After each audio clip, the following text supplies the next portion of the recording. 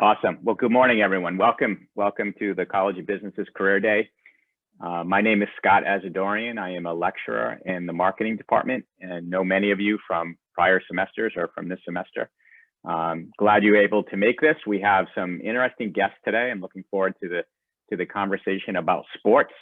I know this is a passion for a lot of people, and the intersection of sports and business can also be super interesting. So if you've been to an 8:30 panel, you know how it works. We're going to do about 45 minutes of allowing the panelists to talk about their career path, things they've learned, advice that they have, and then we'll open it up for questions from the students. And we really would love to know what your questions are. Christine Andrews from the College of Business is our tech moderator. So if you have a technical issue, please send a chat to Christine and she can get you set up. She is going to launch actually a poll or a couple of polls so that we know your major and your year. Okay, I'm going to do the first one. Okay. So if you would take a second to fill out that poll.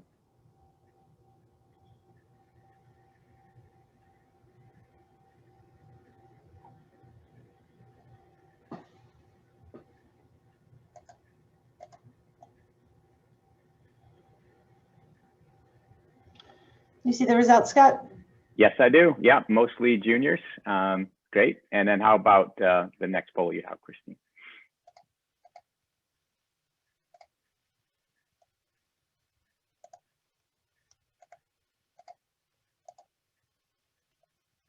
Okay, if you would take a second to do this one too, this will give our guests some good background as to where you all come from.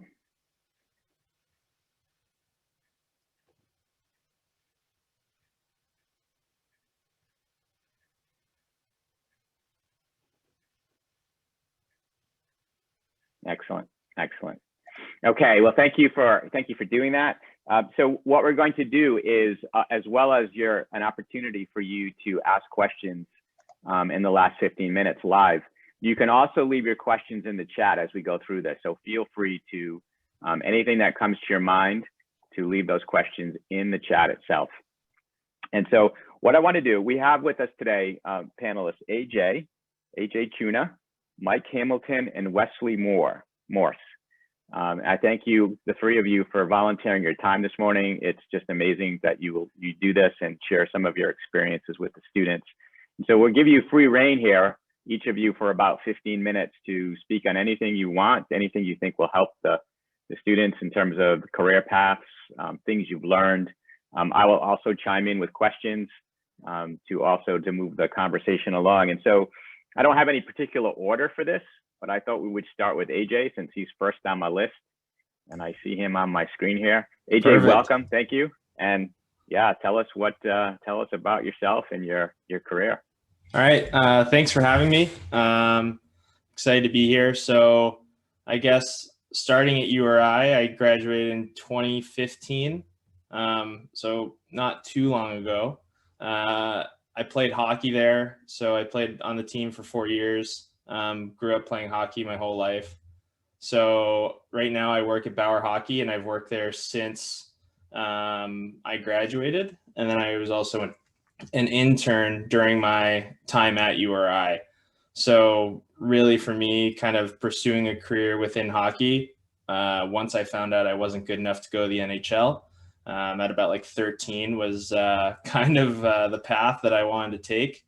So I got really lucky and kind of landed where I am. So basically, like, the way it started was, before my freshman year, I live in New Hampshire, and still do, because that's where Bauer is located.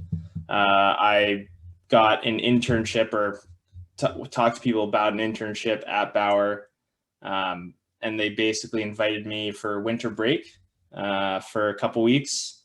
And then I just kept asking if I could come back, and they kept asking me to come back. So it pretty much worked out every winter, spring, and summer break that I was home. I was working at Bauer, doing the first couple of years. It was kind of performance apparel related. So thinking like base layer, like Under Armour type stuff, working on those products. And then I worked I studied supply chain. So then I worked as a associate supply planner, doing like buying and procurement of goods, which for a college student is pretty wild because, you know, you're working for a multi-million-dollar company. So with a click of a button, you're sending off $1 million to a factory, and they trust you to do that. So it's pretty cool experience. And then coming out of college, or I guess URI, they offered me a job as the brand coordinator. So brand management, for those of you who don't know, is just kind of, I guess, the nucleus of the business, I guess, in my eyes. So the way Bauer works and other, you know, consumer goods companies similarly, basically your company is split into categories. So for hockey equipment, you have skates as a category, you have sticks as a category, goalie product as a category, etc. And each category is kind of run as its own separate business unit. So they all have brand managers. They all have people that work marketing for that specific category, you know, supply, demand, finance. So it's all run as like its mini business unit. And then at the very bottom of the chain was myself as the brand or product coordinator, basically, you know, being a sponge, learning everything I could, learning about the different businesses. And then when an opportunity came up, I got bumped up to an assistant brand manager for the stick category. So for those of you who don't know too much about hockey, kind of skates and sticks are the, I guess, the quote unquote sexiest categories. Skates is where the money is, but then sticks is kind of like, for hockey players, is like the fashion side of it. Like people change sticks a lot, they break. So, you know, the cool designs that you get to work on, the athletes that you get to work with, the places that you get to go are pretty cool. You know, I've been fortunate enough to travel all over the world, you know, Canada, China, Sweden, Switzerland, like Germany, lots of cool places, met a lot of cool people, got to work with a bunch of our athletes, you know, skating on the ice with them, doing photo shoots, stuff like that.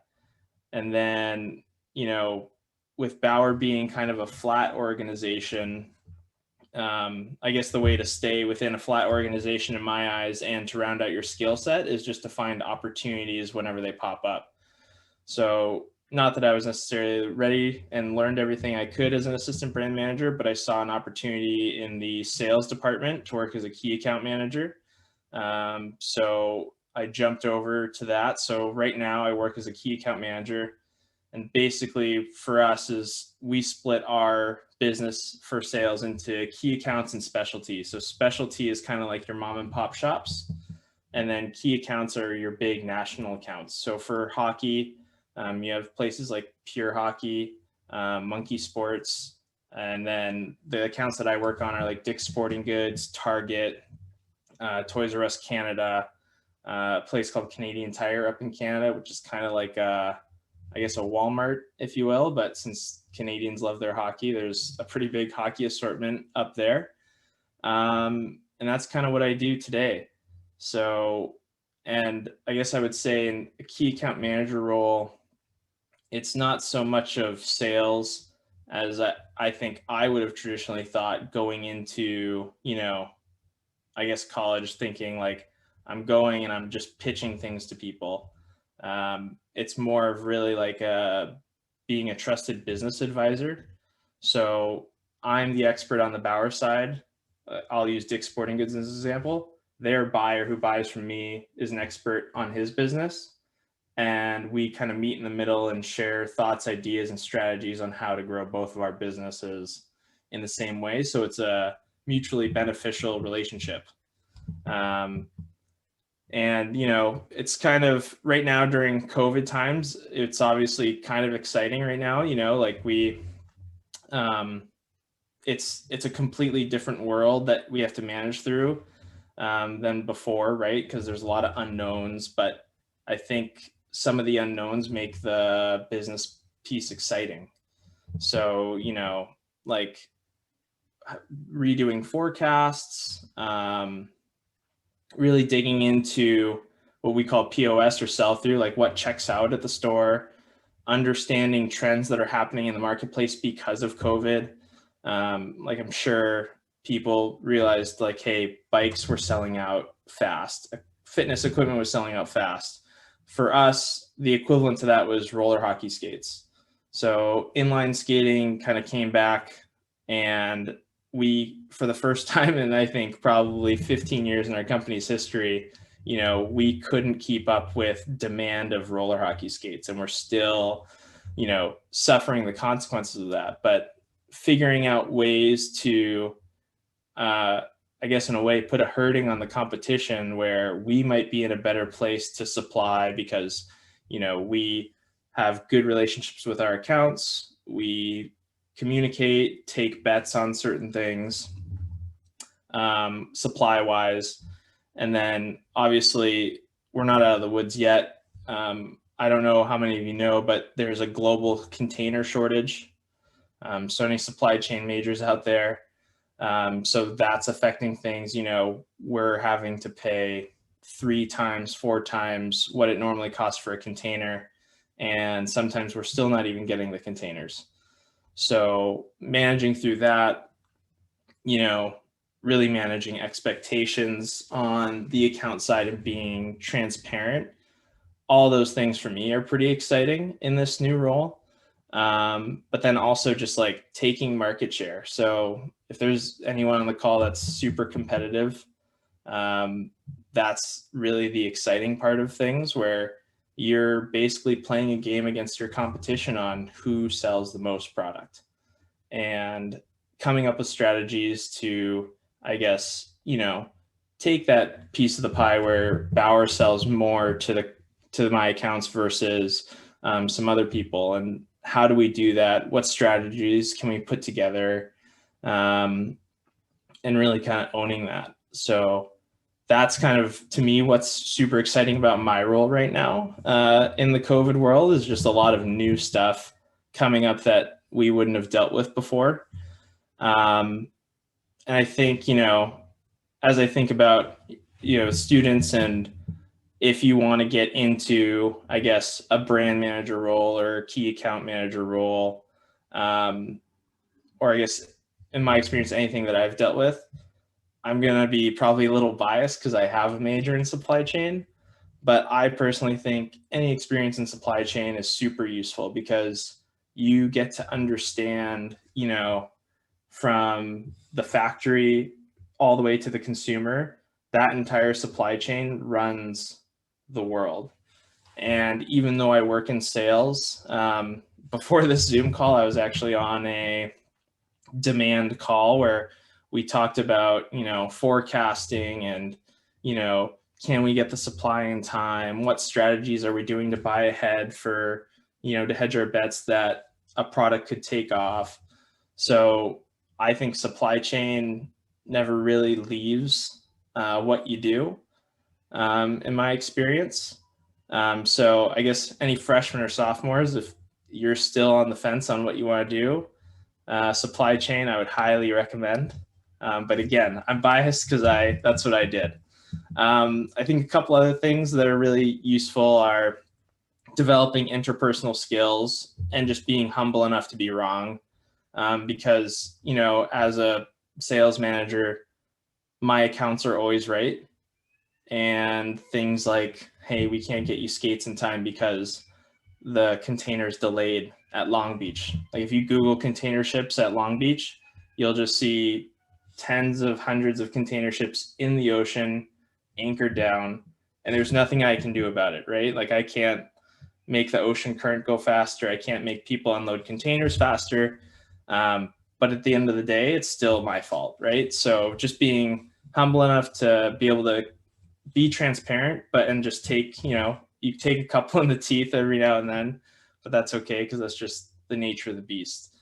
I think getting an internship, again, I'm biased because that's what I did, but I think getting an internship is huge, especially in sports. Like the world of sports is very, very small, especially sporting goods. People know each other, and it's not even just within hockey, it's cross industry. So if you can get an internship and you know people and you can network, then I think that's huge. And then I think the last piece of advice I would have leaving this is kind of, I would say I like to say it's being patiently impatient with your career. So I guess what that means is, like, coming out of college, you're going to be, super psyched to get out there. You're going to be driving after the next promotion, the next pay raise, all that stuff. But I think what I've learned, I guess, in my 6 years out is that, your career is going to be super long. Most of us, are going to work, till we're 60 years old. And it's not a sprint, it's a marathon, and understanding the process and getting, knowledge and understanding how things flow, and really, grasping concepts before you're too eager to move on to the next thing, I think is huge. Because I was the same way, where it was like, okay, I've been doing this for a year, like, what's next? But there's always so much more to learn. And, if you treat it like a marathon, I think you get a little bit more out of it at the end of the day. And, the relationships you develop, along with, like, the skills that you're learning along the way, are going to be invaluable as you move up or around in a company or to different roles. AJ, that was a fantastic. I've heard a lot of people speak about their career path at your stage, and you probably gave, I think, one of the best talks I've ever listened to. And so we definitely want to come back to you at the end of this, because I'm sure we have some questions for you. But so well done. Thank you so much for that. Thank you. Sharing that. Yeah. Okay. So Mike Hamilton, I see Mike on the call. Mike, tell us about yourself, your path. Anything you'd like to share? Yeah, so thanks for having me. And by the way, is it okay if will I be able to share screens during this at all? It should be. We might have to give you access, but yeah, try it. I think it'll work. Give it a shot. Here, I'll share this screen now. It works. Okay, good. Yeah, perfect. I'll stop sharing for now, but I think I'm going to share a couple things just to kind of give some perspective on some of the work that I do. But I guess as an introduction, I'm originally from Rhode Island. I'm from Lincoln, and went to URI, graduated in 2011 with a degree in landscape architecture, and actually went immediately back. I had a year of eligibility for golf, and similar to AJ, I knew pretty quickly I wasn't going to be playing professional sports for a living, but I was able to kind of, play the extra year I've had of eligibility and get my MBA. And that was probably one of the best decisions I ever made. The MBA program at URI probably doesn't get enough credit. I think, unfortunately, a lot of people just think of business school, I think of Bryant, but I think URI has one of the better programs in the Northeast. The ability to do it in a year, and also, some of the people I met during that process. I mean, it was just really a good experience. So anyone thinking of doing their MBA, definitely consider that. And so my career kind of took a weird path. I actually did a little bit of everything. I worked at a golf course when I first got done with school, and then skipped out on a family business that was in landscape, and actually decided to take my MBA and go into kind of a financial analyst type role with Fidelity Investments. And I'm still here in Smithfield, Rhode Island. And so that's what's great to talk about this today, is this is kind of my side business and some of the work that I do in addition to my time at Fidelity. And it really is a good thing because it keeps me fresh. It keeps me, I've been interested in this stuff since I was a kid. And part of the reason why I decided to get away from golf course architecture and landscape architecture in general is just the way the economy's kind of flipped over the years. So back in 2011, 2012, when I graduated, we were kind of coming out of that depression from 08, 09, and people weren't really building golf courses.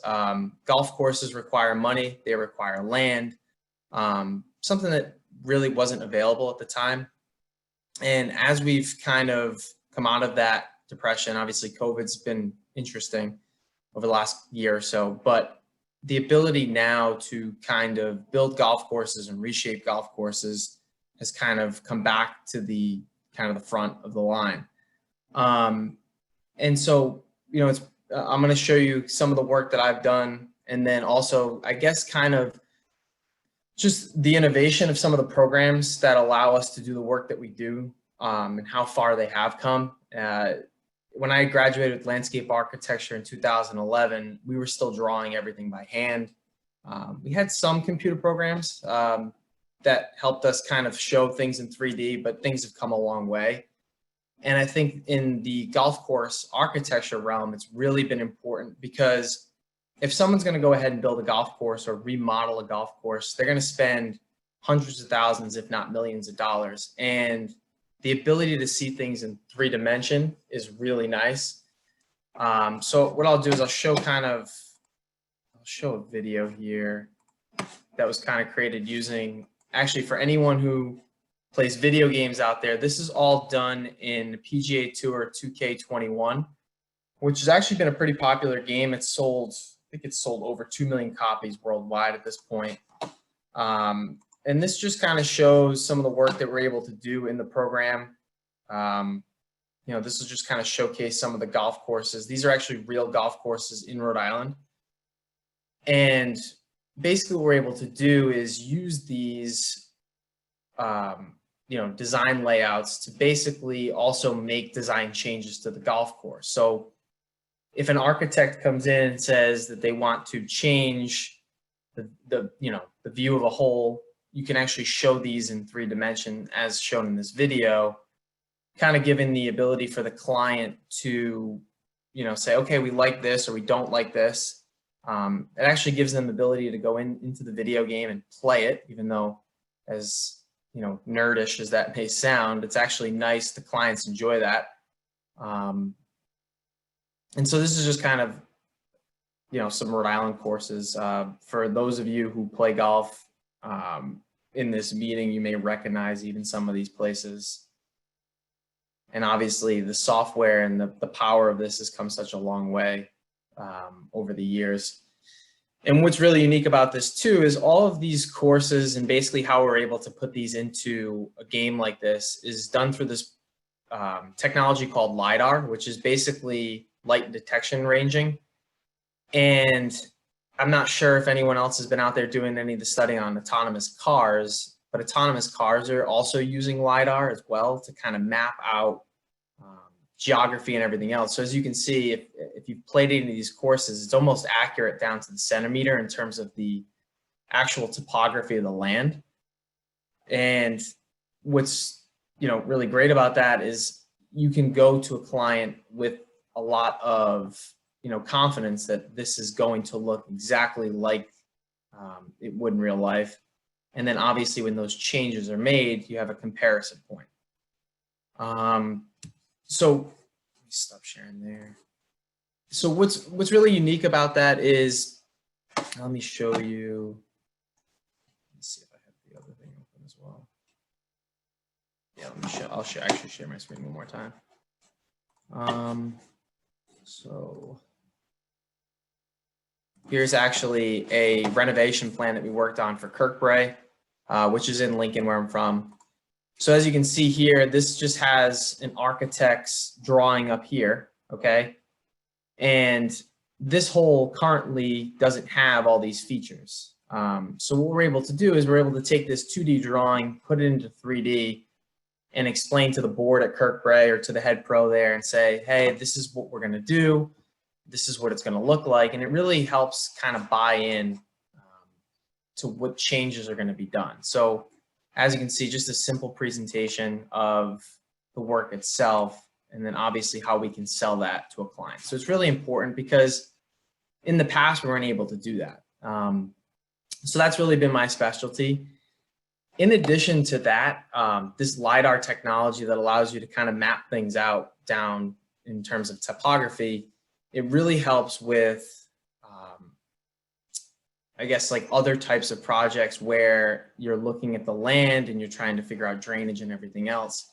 So in addition to just to golf course design, I still use these types of programs as well to do some landscape architecture work and present that out to clients. And I guess I keep saying I'm gonna share my screen. I'll just share my screen again, just kind of show some of the work. I think it's just better to look at it visually. Let me try to explain it. Let me show you some backyard pictures. This is some landscape architecture work. Hopefully this goes in order.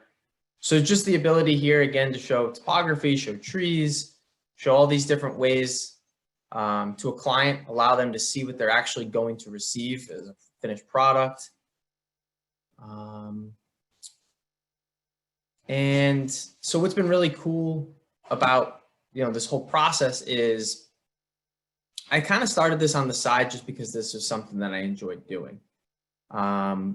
It's kind of goes to, one of the questions that we're kind of trying to talk about is what are we so excited about in our careers with this?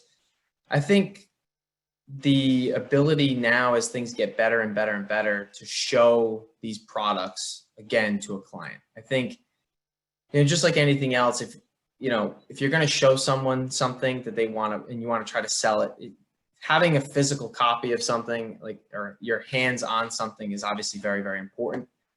And I think this is our way in the digital world of showing landscapes and showing golf courses, is the ability to actually show an example of what things are going to look like. Here's another example of actually a site in Smithfield, Rhode Island.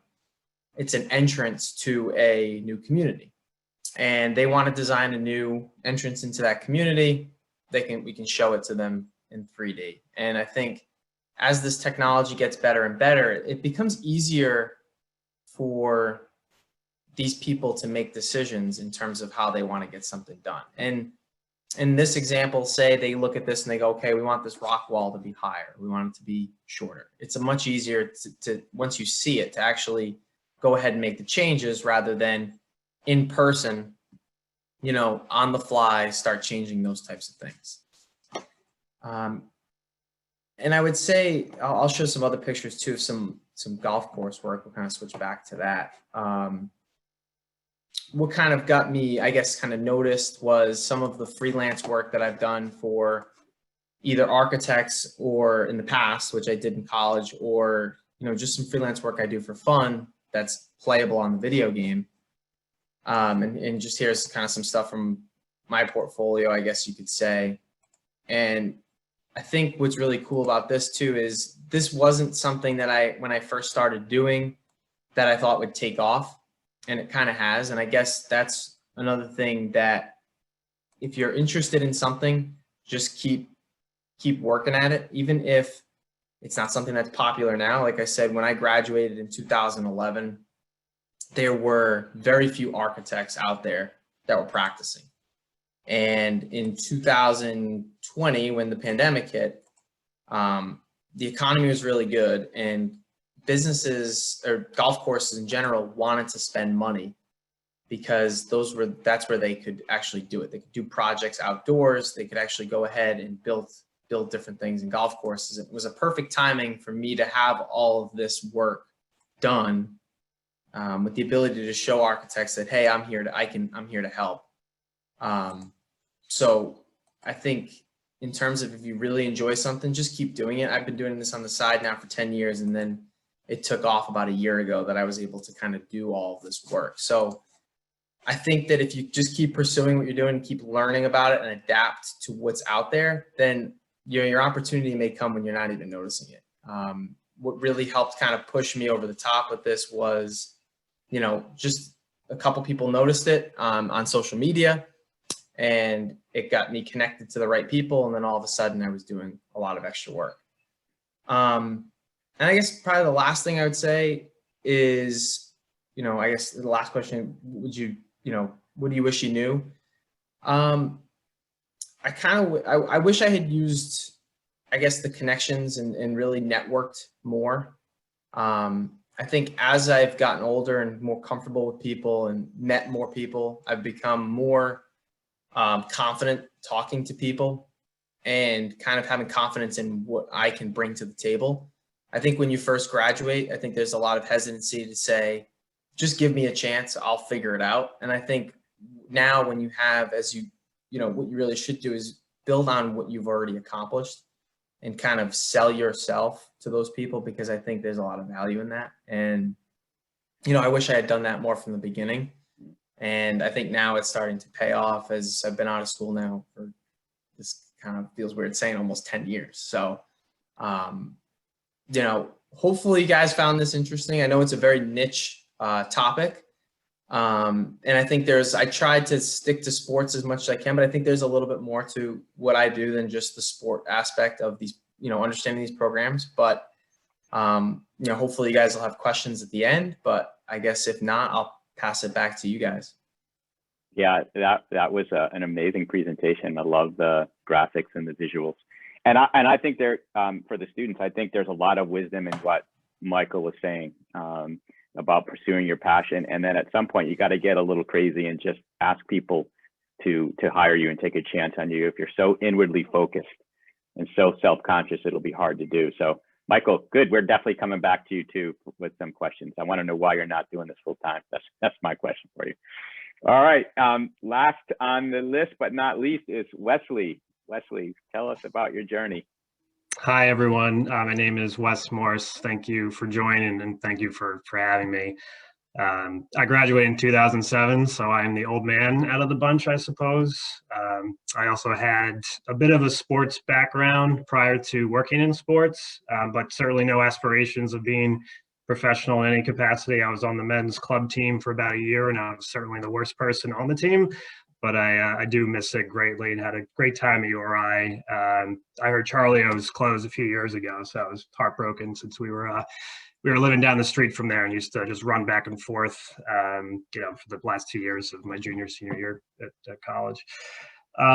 During my time at URI, I worked at the corner store part-time, which no longer exists. I actually don't know the name of the dining hall that's there now, but I believe it's a giant, beautiful building that did not exist. I worked in a trailer. That was the corner store. That was my part-time job while they were working on the construction. And I really wasn't 100% certain on the career path. I did enroll as a, you know, business major. I majored in business management, and I did not have a clear path in mind. I definitely had various conversations with professors and, you know, some of the seniors on the volleyball team and some coworkers that were a few years older than me during my sophomore and junior year. I managed to get an internship at the Ryan Center. So that was one particular area that, you know, I was trying to determine, is sales an avenue to explore, you know, more so from the sports side, although it was exciting to meet the Doodle Bops and Larry the Cable Guy and some other celebs that caliber. But I wasn't totally sold on that. I think I got the sense that I was not going to be a strong candidate in sales, at least in, you know, from a ticket sales standpoint, but I did enjoy my time in that internship. And then coming around to my senior year, upon graduation, I had to make the determination to continue an internship throughout the summer or go back to my normal, you know, summer job, which was valeting at a beach club, which was great. So I ended up not taking an internship, doing my typical valet summer job. And over the duration of, you know, May through September, I just networked a bit through friends of friends. And I think at that point I realized how important it is. And in hindsight, I wish I started that process. I mean, obviously that seems to be a no-brainer that you should be doing that throughout your sophomore, junior years, just trying to get a feel of what might fit. I guess I did that through the internships and some of the work on the school, but it wasn't until that summer that I really started to drive home looking for, you know, a potential fit for myself. And I randomly, through a coworker of mine at the beach club and through one of the members in conversation, mentioned the media industry. And through that, I got an interview at Horizon Media, which I have been at ever since. So it's been a little bit over 13 years at this point, which is pretty insane to say out loud, and especially in this industry and the way people operate between jobs, there's definitely some flexibility with making some lateral shifts across the business, and to have the same position, or not position, but same job for 13 years it's pretty wild. And part of the reason for that is when I started, it's still a privately held company. Our department, I was hired in the video investment team. So it was basically focusing on national TV only. So essentially, we are the liaison for our clients to place their commercial inventory across all the networks at the time. As you can imagine, the landscape has completely transformed in the past 13 years in terms of how we consume media. But at the time, I was working on the Geico business and a few other accounts. And my team, or my department in the national TV group, was around 15 people, I want to say. I was one of 15. Right now, there's close to 200 of us in 2021. The company was less than 1,000 people in both New York and LA offices, and it's basically doubled since then. And I think Michael's touched on this in terms of the 07, 08, market downfall and the impact there. We were actually very safe and we're protected, and we were one of the only agencies that managed to kind of ride the storm a bit, and we're not severely impacted. So all things considered, being the timing that I graduated and started that job in 2007, I was very fortunate. And then just to see the growth over the past 13 years within the company was certainly very lucky and fortunate on my end. And it's a testament to just our CEO and what he's done with the company over these years. And I think part of that is due to the culture and the privately held nature and the open door policy for senior management and leadership and new hires. Really, no one is out of touch. You can get in front of anybody you need to at any point during the day for the most part. And that mentality is really, stand true through over the years. So while the company has grown tremendously, it still maintains kind of that small agency atmosphere, intimate atmosphere. So just going back to my first few years at the business, I was working more so on the entertainment side of the house. This is when Jersey Shore was the most popular show in the world. So you'd go to events and everyone would just want to see Ronnie and Vinny and everyone else, and that's kind of no longer the case, even though some of them still have their offshoots. After a few years working in entertainment, I'd say about 5 or 6 years, my current boss created a dedicated sports group. Part of the reason is we have a few accounts, and just to name a few, they include Constellation Brands. So that's your Corona, Modelo, Pacifico beers, Burger King, Capital One, Geico, and various others. They have really cemented themselves in the sports landscape from a media standpoint. So they have large-scale sponsorships that require a bit of heavy lifting from not just the day-to-day in placing media, but more so activating their sponsorships across these different leagues and channels and areas of consumption. So we needed a dedicated team to basically handle these pieces of business. So I've been in this role for it might be 8 years now, maybe 7. I'm not entirely sure when the official transition happened, but it's been quite a bit, working primarily on Capital One, Geico, and some of those other accounts that I mentioned. So essentially the day-to-day is stewarding their investments and managing and negotiating their deals across the various leagues and network partners for each one of those leagues. And even network is kind of an antiquated, outdated term, because now the way we consume media is spread across so many different channels, especially this year with just the impact from the pandemic and more over-the-top viewing using, Peacock and Paramount Plus, which recently launched, and various other access points. It's no longer a network discussion, it's a video discussion. And that's obviously been a hot topic of these past few years, is following the eyeballs and making sure our clients are in the right places as these deals continue to roll out. So it's a combination of managing their spend and commercial inventory across, the screens that you're all seeing these commercials on. But in addition to that, working through some of their larger sponsorship positions. This is a timely, point of year to have this regroup, because the NCAA tournament is going on, and thankfully it happened this year. Last year was quite a march, to say the least, when that was canceled a week prior to the tournament. And Capital One's a huge player in that space, so this is one of our busiest few weeks of the year, and we're just so thankful that things are back on track. Other positions, basically any live sports event you can think of, is something that we would play a role in. So whether it's stewarding deals for the Super Bowl, right now with the Olympics is a big discussion point, especially monitoring what's going to happen. There's still sensitivity about the pandemic impact. Are the athletes going to be vaccinated in time? It seems like it's all systems go, but coming out of 2020, it's certainly been a rocky year trying to manage what all these leagues and tentpole events respond to all the changes.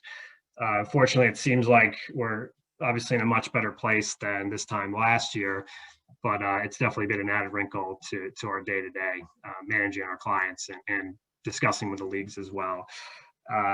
This is also good timing because the NHL just announced a big renewal across, shifting some of their coverage rights from NBC to Disney properties, and that's launching the upcoming fall.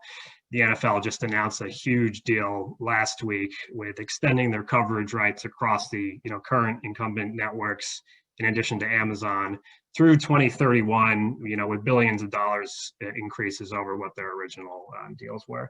So all those pieces are just showing that, live sports continues to be, huge area for sponsors to play in, and will continue to be so as this landscape changes in terms of just overall consumption from, your everyday viewer with all the multifaceted channels that are now available.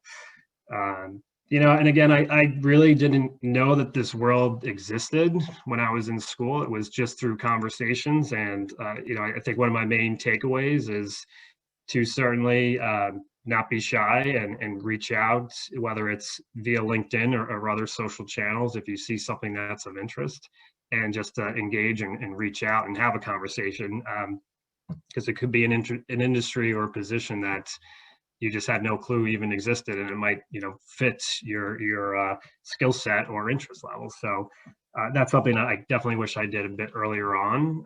Fortunately, things have worked out thus far, and I was able to land with a great company that was great to me and continues to be successful. Yeah, fantastic. You have some great experience now at the intersection of traditional media and new media, and also cable to streaming. So we want to definitely speak a little bit about that, because I think those are sea changes that are affecting advertising, marketing, promotion. So thank you for that. That's a very interesting career path and some really good advice as well. All right, so this is good timing. I would love now to open it up to questions from the students to any of the panelists. I mean, there's really three very different backgrounds here and career paths and expertise. So don't be shy. Let's see what you guys have on your mind. Any questions to get us going?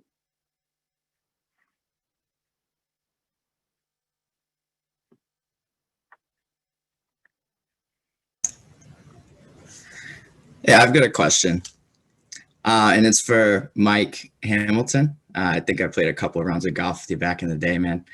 I wanted to first of all say congratulations on everything you're doing. It's neat to see you take, like Kirk Bray and these local courses and put them in the game and everything. But I guess my question would be like, where do you see this as a limit? Like, and kind of to address what Professor Asadorian was saying, like, why are you not doing this full time? Is it, something you could see integrating, given your experience with Fidelity and maybe using their instruments to grow it, or even pursuing a private equity route to do this full time? I know you're very passionate about it, so I'm just curious, the direction you saw this going. Yeah, thanks, Kyle. Yeah, I do remember playing some golf with you. I saw you on the meeting. I didn't know. Yeah, it's interesting. I think the limitations of this from doing this, full time, is really the amount of revenue that you can generate with it right now. It's so dependent on the economy and what architects are active. I think what's really good now is the the amount of people that are doing this or redesigning and doing new projects has gone up significantly just because, you know, there's a little bit more money in the industry. And, you know, one of the industries that really got going last year was golf due to the pandemic. It was something that people could do throughout the entire time. It's outdoors. You're able to stay socially distant, so to speak. And since then, the popularity of the game has actually gone up, which is now leading to more people spending money at golf courses, which is, you know, increasing their budgets, which is then increasing improvements to golf courses. And, you know, right now, I think what's nice about my position is I can work for multiple architects rather than just one. And I'm able to work for myself. So if an architect who's working on Kirkray comes and says, hey, we want to show our designs in 3D, and then, you know, someone from Florida, which I've actually done some work for a gentleman in Florida as well, comes and says, hey, I want you to redesign this, or I want to show this in 3D, I can. And what's nice is I don't even have to visit these sites because everything I can pull in is directly from the data that's available now, LiDAR data and, you know, Google Maps and everything else, which 10, 15 years ago wasn't even possible. So I'm hoping that continues to grow, and we'll see where it kind of goes. Yeah, that's a great question, Kyle. I know Kyle's an entrepreneur too, so he definitely gets the risk involved. Michael, what part of what you do is your proprietary coding, and what part are you using plug and play? Almost all of it's plug and play. That kind of takes away from a little bit of my leverage, but what is nice is I am not dependent on necessarily one person in the process. There is so many steps to the process to get, you know, a course into, you know, the video game and then to make any alterations to it. So we've been lucky enough. We have a pretty strong community that actually almost none of us work in the golf industry at all, just kind of have a passion for golf course design. I'm probably one of 2 or 3 people that does any actual work with it outside of just throwing a course into a video game. They've been very, very supportive in terms of, you know, their ability to kind of code and do these different things to these programs that I have no idea how they do. But luckily, they've been very good to the community and kind of shared their knowledge as well. So it's pretty interesting to see what they've kind of developed on the side, and making no profits, by the way. Yeah, totally. All right. Other questions for any of the 3 panelists? What do you guys want to know? Hockey players, sports media. Yeah, this is for AJ. So a big challenge of growing hockey right now is basically like the high cost of entry and accessibility to the low income groups, with like, because it's a lot more expensive than just having a basketball and a hoop and stuff. What is Bauer's strategy to try and grow in that area? That's a great question.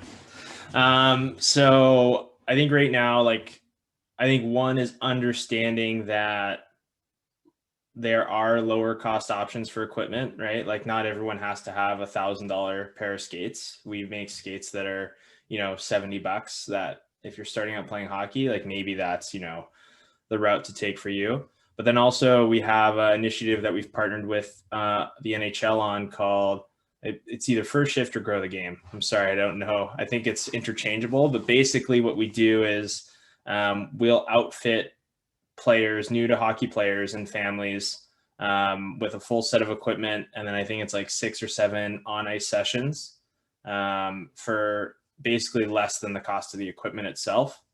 So to get kids into it, because I think one of the biggest things, like you said, is like you can't just grab a basketball or a football and toss it around. Like, there are multiple elements to it. So I think the biggest thing is getting kids to fall in love with the game.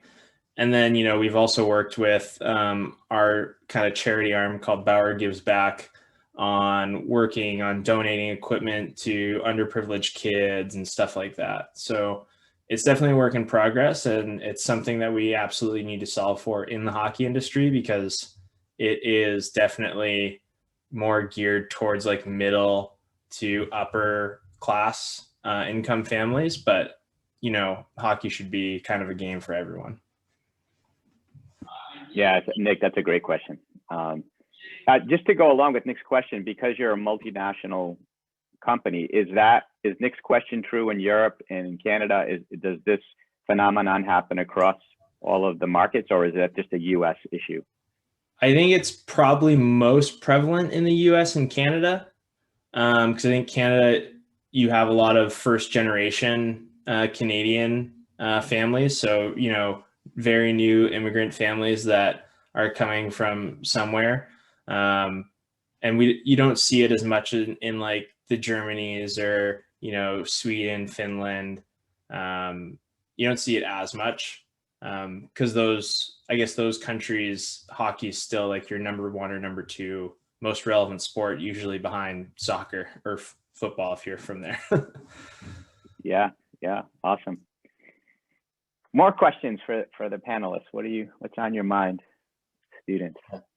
I have a question for Wesley. I was just wondering, like, my background's mostly like college basketball, more from like a statistical side, but I am kind of looking like at the economics of it. And you kind of talked about how the cancellation of the tournament last year had significant financial implications. I know that TV and like marketing rights went from like 868 million in 2019 down to like 167 million last year. Can you kind of like talk about that a little more and kind of how some of those major brands suffered from the cancellation? Yeah, absolutely. Most of those corporate partners are attached to multi-year commitments with CBS and Turner. Those are your blue chip advertisers that you're probably sick of seeing all those commercials of at this point, but they're the more integrated ones. And because of that, each partner was given an option in terms of how they wanted to handle the cancellation last year. We don't have full visibility into everybody's response, but it was likely a combination of either extending the contracts out a year or either just taking full cash back for what was missed in 2019. I think for the most part, because of the way those deals are structured, most of the corporate partners would have had to extend their contracts a year and then basically just took the commitments off for 2020. And you'll now see those pushed back, whether they were going to wrap up this year, it would be pushed back to 22. And that way, NCAA, CBS, Turner, all the partners involved are still able to make good on their original deals by extending it another year. But regardless, last year was, it still was a huge impact just given the cancellation. And I think this year, with the year off, despite sports still being down from a rating standpoint due to a variety of factors, there was a ton of interest from the advertising community just due to the tournament actually being back for the first time in 2 years. I don't know if people paid a lot of attention to regular season college basketball.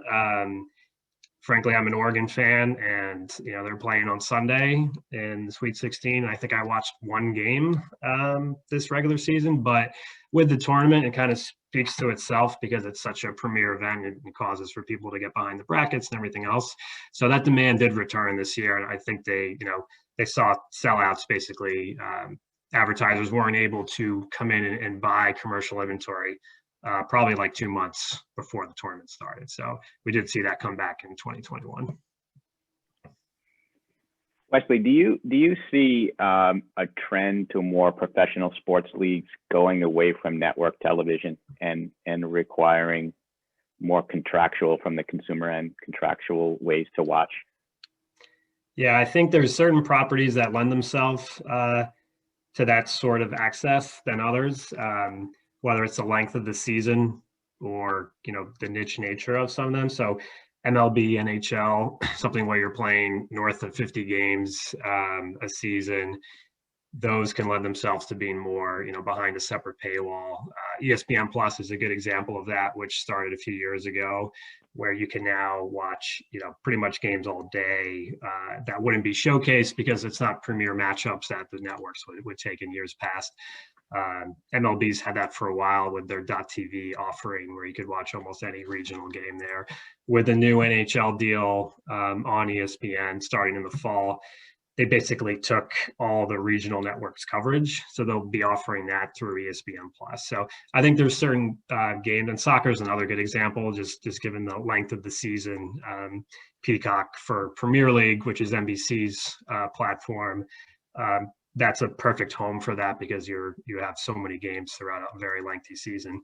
NFL and some of those other, higher rated, more mass reaching properties, I think the testament that, you could take away from the network's decisions to spend what they did and extend those deals until 2031 just shows that they still want to use that as their pillar to support it. But clearly the landscape is shifting, and it's very rare that anyone goes to their TV and doesn't just immediately bring up a smart hub or access via, a Fire, Roku, PlayStation, whatever you're using.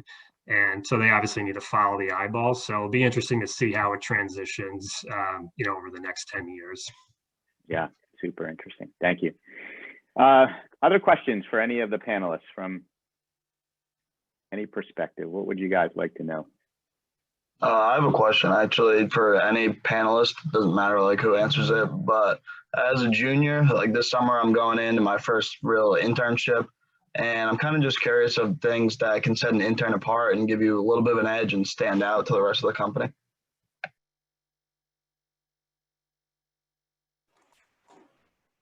I guess I'll start. I would say just ask a lot of questions. I mean, I know that sounds so cliche, but just I guess there's really no such thing as a dumb question, but ask a lot of questions and really try to ask for different people's advice, not just the most senior people on the team. Talk to the younger people as well. What are you doing your internship in? I'm a marketing major, but I have a minor in sports media. So I'm working at RDW Group, the marketing firm in Providence. Awesome. Yeah, congrats. Yeah, I would definitely, that would be the number one thing. I think my advice would be conduct as many informational interviews as possible. I know back in my day, the College of Business kind of encouraged informational interviews. When I was an intern, I was meeting with people from every single department, and it was on my own, right? So don't wait for anyone to set those up for you, because if you do, then they might not happen. And then I would also say, don't be afraid to necessarily go higher up the food chain as well. Ultimately, my job offer came from me getting an informational interview with the guy that reported to the CEO, so our second in command in the company. So just don't be afraid to do that, and just go in with good questions and be prepared and stuff like that. Yeah, and I think AJ mentioned this before in terms of his industry being relatively small. And I meant to touch on this earlier, but relationship building at any point is huge, and that's a crucial part of our business. And it is a small industry, and you never know where a client could land, or a boss or a coworker or an assistant on your team, and especially starting an internship, maintaining those contacts is definitely critical. Thank you. I appreciate it. Oh, I don't know if you guys can hear me because my AirPods just died. Can you still hear me? Someone give me a thumbs up. We have time for one last question. Does anyone have one last question for any of our panelists? Yeah, I have one for AJ. So I've played hockey for most of my life, and I used to use a lot of Bauer products, but in high school I switched over to some alternative products just because of the cost of how expensive they were. It was mainly for my sticks. Like nobody can really compete with Bauer in terms of skates. But does Bauer do you think Bauer's envisioning switching up some of the composition within their stick to make it a cheaper cost? So I guess my short answer would be no. I would say that I think that we're always looking at value engineering, right? So meaning that your second, third price points are going to be, we'll do some stuff to make them more, perform better. But that high-end stick is always going to be your Ferrari, right? So we're going to put everything that we can into it, and we're going to make sure it performs to the best of the ability for everyone in the world. So I think that's kind of that's the push that we have on the consumer, that we have to figure out how to message better, is that, you know, our second price point stick that could be $200 is still a really good stick. But, you know, the high end stick is for, obviously, unfortunately, it's cost prohibitive, but it's a Ferrari, and, you know, we treat it as such.